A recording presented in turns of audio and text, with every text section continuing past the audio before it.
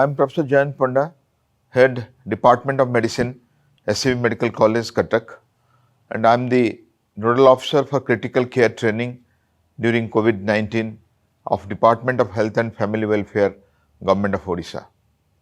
We have tried our level best for the capacity building of the doctors, paramedical, and people who are concerned for COVID care, and together I believe we can fight the virus out. Today, I'll be telling you about a very important topic, that's diabetes and COVID. Pandemic has affected everybody in the world, and the most important fact, though it affects diabetics and non-diabetics both, the diabetics have the likelihood of becoming more critical, more sick in the course of illness than the non-diabetic.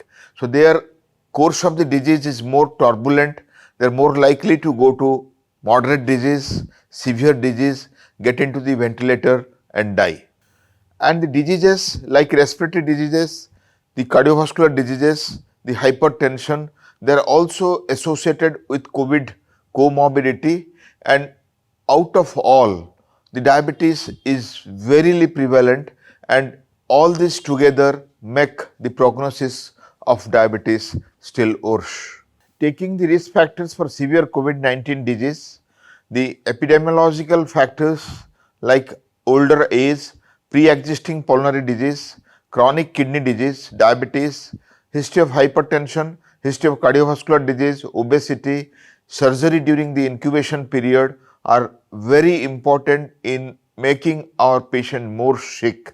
And if we get a vital sign of the respiratory rate more than 24 breaths per minute, heart rate more than 125 beats per minute, and the saturation is less than 90% on ambient air, and a SHAFA score which is indicative of a poor outcome, and the laboratory parameter of D-dimer more than 1000, elevated CPK, elevated CRP, admission absolute lymphocyte count less than 0.8 or neutrophil lymphocyte ratio more than 5.2, the elevated LDH, the elevated troponin, elevated ferritin, the elevated IL-6 and the prolonged prothrombin time are the risk factors for the severe disease.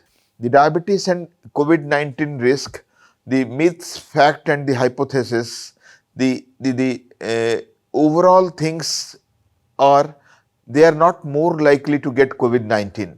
So the risk of COVID-19 of a diabetic and non-diabetic are almost equal, but more likely to experience severe symptoms and complications in some people living with diabetes. And in China, people with diabetes had much higher rates of serious complications and death than people without diabetes. And same thing was repeated in other countries and also in India. Next. Why diabetes leads to severe COVID-19 disease? So people with diabetes have increased risk of infection because of innate immunity defects. We know that's linked to the hyperglycemia, and both acute and chronic complications are also important. So there is increased risk of severe infection due to increased cytokines as well. And the potential mechanism of diabetes which may accentuate the COVID-19 are shown in the picture. The most important thing are the markers. The interleukin 6 was associated with death of COVID-19 patients which was expressed more and increased in the process of disease in diabetic patients. So if you will see the TLR3 and TLR4 association leading to a runaway immune response, and interleukin 6 are associated with death of COVID-19 patients are very highly associated with diabetics, especially with comorbidities. So the potential mechanism which may accentuate the diabetics is the study showing 385 patients infected with SARS-CoV, and due to destruction of the pancreatic islets, the mortality was higher in patients with hyperglycemia, and the if you'll see the results, the angiotensin converting enzyme 2, the ACE2, the functional receptor of SARS-CoV is expression in the exocrine and endocrine tissue of the pancreas suggests that the SARS-CoV may cause lesions in the pancreatic islet as well. So that's why those who suffer have hyperglycemia, and many patients post COVID we saw the new onset type 2 diabetes, and that's mostly because of ileitis and infection of the pancreas, which leads to hyperglycemia. The unstable glycemic control in patients with COVID-19, the causes are many. The most important is irregular diet, reduced exercise, GI symptoms. They affect the diet, resulting in glucose fluctuation. There are stress conditions like infection, increasing the glucocorticoid secretion. Use of glucocorticoid itself in the treatment can lead to a sharp rise in the glucose, and it can also cause the human body to produce large number of inflammatory cytokines and lead to extreme stress in some severe and critical patients, and fear, anxiety and tension may increase glucose level and induce the glucose fluctuation. Finally, there may be interruption of the non-standard treatment with oral drugs in isolation wards, resulting in glucose fluctuation if we don't switch over to insulin at earliest. The guidance for people with diabetes to prepare for COVID-19. If you are a diabetic and still if you are not ready, remember you have to keep the contact information of the healthcare provider ready. Adequate stock of medications and supplies for monitoring of the blood glucose and insulin has to be ready. Enough stock of simple carbohydrates like regular soda, honey, jam to manage low blood glucose is important. Suppose at the crisis you don't get them, you may deteriorate, and the glucagon and the ketone strips in case of poor glycemic control, you developing complication is also important. The management of the people with diabetes infected with COVID-19 recommendations includes anti-diabetic medications, monitoring and maintaining the glycemic control. The patients should follow the advice of the physician, the diabetes care team on the adjustment of their anti-diabetic medications, either oral or insulin. The blood glucose has to be monitored frequently, at least 2-3 hourly or at least before giving the insulin dose, and maintaining the glycemic control is important, which is the management of the COVID-19 infection by patients, and healthcare personnel should follow the 6-day rule appropriate to any other infection, and the patient should be aware of the sign and symptom of hypoglycemia. In general, patient has to be ready with the drugs, patient has to detect his warning symptoms and at earliest has to report the physician or report to the rapid response team. The 6-day rules for the people with diabetes are: if you have to keep hydrated, you have to monitor your blood glucose very frequently, monitor your temperature, follow the healthcare team recommendations regarding observation for increasing heart rate, increasing respiration, increasing temperature, and also the other symptoms related to the pandemic. If you are on insulin, also you have to monitor the ketone bodies, and chances of hypoglycemia is always there. The target stratification of the glucose management is very important, and all of you know we want to keep the blood glucose controlled during the pandemic. So if you are not infected, you have to be sure your fasting blood glucose is below 130 and your postprandial blood glucose is below 180 as per the ADA criteria, and the A1C should be below 7%.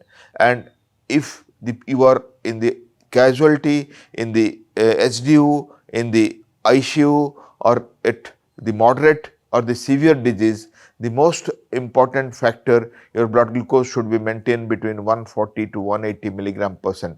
You can also monitor with your glucometer and help our team to monitor that.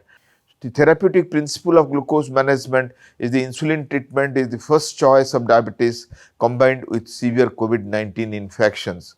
For non-critical patients, insulin subcutaneous injection is recommended and the basic doses can be referred to the out-of-hospital doses. For critical patients, the continuous subcutaneous insulin infusion or insulin pump is recommended. If existing serious glucose metabolism disorder are there, or there is water and electrolyte and the acid base disorder, insulin treatment should be performed in combination with aggressive fluid infusion. The glucose management strategies for different clinical classifications are very important, like mild, moderate and severe and critical. In mild, it is not necessary to adjust the regime to too much, and both OAD and the insulin treatment can maintain the blood glucose. And we have to monitor any flu-like symptoms in these patients and immediately intervene.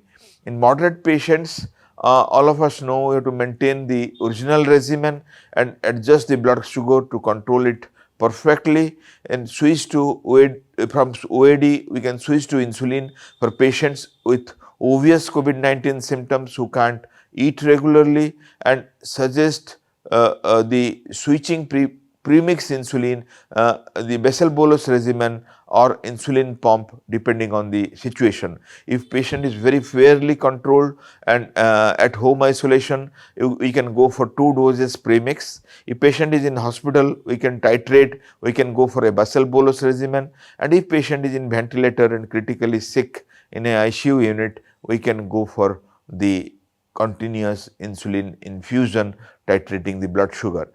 So, in severe and critical patients, see, the insulin IV injection should be the first choice, and for the patient who are undergoing the shear RT, the proportion of the glucose and insulin replacement solution should be increased, decreasing according to the glucose monitoring to avoid the hypoglycemia and severe glucose fluctuation. So, depending on the renal failure, comorbidity, we have to be careful. So, this is regarding type 1 diabetes, type 2 diabetes and glucocorticoid associated diabetes. Here I will tell that in diabetes there are 4 scenarios. 1, if a diabetic is under control. 2, if a diabetic is not under control. 3, if there is a new onset diabetes, or 4th is a normal blood glucose. The worst prognosis is associated with the new onset diabetes, where the blood glucose reports are very high and the outcome is also gloom. Next. The guideline for the people of type 1 diabetes is the test blood sugar level and the ketones are to be done, especially if it is more than 270 milligram per deciliter. We have to every 4 hours see the glucose and the ketone day and night, and blood ketones are more than 3 millimole. We have to hospitalize the patient immediately, giving intravenous insulin and fluid adequately as per the guideline. So, this is regarding the type 1 management. We have to keep a stringent target and see that blood glucose is very well controlled and the patient performs well with a blood glucose level 140 to 180, and we can ask the patient to eat in time and give the insulin in time, and also take care of the complications before some uneventuality takes place. So, this is the recommendation for first acting insulin doses. We have to see the blood sugar levels, we have to see the blood ketone levels, and we have to take decision when to enhance and when to decrease the insulin level to keep a target of 140 to 180 milligram percent. So, the guidelines for people with type 2 diabetes, if how they can know, suppose they are in home isolation, they cannot know that their sugar is fluctuating, they have to keep watch of the osmolar symptoms. The osmolar symptoms are patient is thirsty, there is dry mouth, there is passing of large amount of urine that can lead to dehydration, tiredness and the weight loss. The guidelines for people with type 2 diabetes and oral therapy is if patient is on metformin, SGLT2 inhibitor, may be necessary to temporarily stop the SGLT2 inhibitors. So, you have to remember, in severe COVID, we usually do not start the SGLT2 inhibitors and keep the blood sugar between 110 180 milligram per deciliter and test the blood glucose at least twice a day. Next. This is the NHS guideline on use of SGLT2 inhibitor, and I am telling you the summary in patients who are critically sick at risk of decay or hyperosmolar state. Better we don't use SGLT2 inhibitors. The guidelines for the people with type 2 diabetes with insulin, already I have told, the 110 to 180 is the target. If above 180 or below 110, its action is required. And the blood glucose testing should be done every 4 hours if it is more than 270, and you have to do ketone if it is more than 270 also. Counseling of the patient on how to handle the hypoglycemia is very important, because if the blood glucose comes low, there are chances the patient can become sick and there may be arrhythmias and cardiovascular complications. So, inpatient care for hyperglycemia quickly I will cover. And this tells the prevalence of severe, non-severe COVID-19 patients with diabetes, and you can see the patient of COVID-19 with diabetes are more often associated with severe or critical disease, varying from 14 to 32% in comparison to non-diabetic. And the prevalence of the non-survivor versus survivor of the patient of COVID-19 diabetes, the non-survivor was also higher in diabetic subjects with COVID-19, and it varied from 22 to 31%. So, principles of hyperglycemia management in the hospital setting is very clear. In all moderate to severe patients, we take injectable insulin, and also we keep a blood glucose target of 140 to 180, give them plenty of water, give them frequent feeding, and control the blood glucose very smoothly with a very well controlled target of 140 to 180, and the patient has given a nutritional supplements and other food parameters. The summary is, it's not recommended below 110, not recommended above 180, it should be 140 to 180, which is recommended, but if it is between 110 to 140, it can be acceptable. The recommendations of healthcare workers is very important. You always take precautions, use PPE kit, use mask, use gloves, and you must protect yourself. If you are not taken vaccine, you must take vaccine at earliest, and once you are healthy, you will be able to give care to hundreds of people. Or healthcare worker with diabetes have to be doubly sure because they carry a poor prognosis. And the strategies for clinicians are meet basic needs, take breaks, stay connected, respect differences, stay updated, perform self check-ins, and honor your service. It's very important. This is a pandemic time. We have to keep ourselves healthy, and we have to keep people around healthy. The key points to summarize: diabetes mellitus has been associated with severity and death in patients with COVID-19, and the glucose level should be monitored rigorously, and the dose adjustment of antidiabetic drugs may be necessary, avoiding SGLT2 inhibitor in severe COVID-19.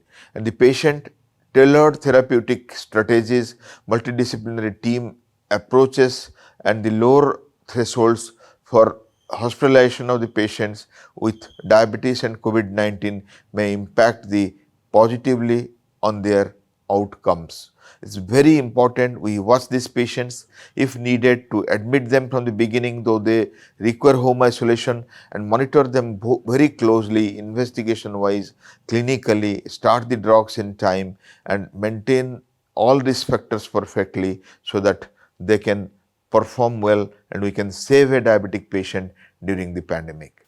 I thank all of you for your attention. Please be careful if your patient is diabetic, and take all care so that we should not lose keeping blood glucose under control, right food, right hydration, and patient should have a good attitude, good motivated mind to that I'll get over the crisis and I'll be all right. So I thank Department of Health and Family Welfare, thank UNICEF, and I'm sure you all will be benefiting from these modules. Thank you all.